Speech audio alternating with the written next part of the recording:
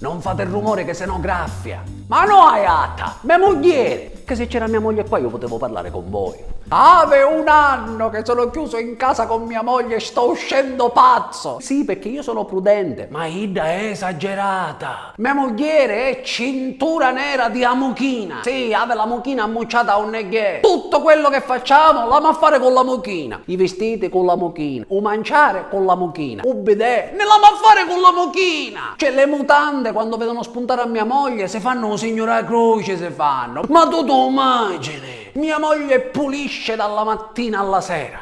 L'altra mattina mi sono svegliato e ho trovato mia moglie che stava pulendo ca mascherina, chi guante e cu camice. Ci disse amore, questa all'inizio era una sala da pranzo, ora sta diventando una sala operatoria. Bello provolazzo, non c'è più. A casa mia la polvere non esiste. Gli acari che abitavano a casa mia da anni sono stati costretti a emigrare nell'appartamento accanto. Mia moglie l'aspettava tutte le mattine ca paletta, tipo posto di blocco. L'ultimo acaro latitante si era nascosto dietro un termosifone. Mia moglie un cagliò, ci domandò l'autocertificazione e ci fece 400 euro di multa. Ma tu immagini? Ora dice, ma allora perché non te ne esci tu? E infatti io me ne esco fuori, solo che l'unico problema è che ogni volta che esco da casa puntualmente mi dimentico la mascherina. Per me la mascherina è un trauma, la mascherina è complicata. Io l'altro giorno ero che passeggiavo in mezzo alla strada, a un certo punto ho visto da lontano una donna bellissima. C'aveva la mascherina ma un corpo meraviglioso. Ora io mascolo sicolo sono, quindi appena ho visto questa donna meravigliosa ho attraversato la strada e gli sono andato incontro. Oh, quando questa donna ha visto che io le andavo incontro, mi è venuta incontro pure lei. Cioè io andavo incontro a lei, lei andava incontro a me, io andavo incontro a lei, lei andava incontro a me. Quando questa donna meravigliosa è arrivata a 1,5 metri da me,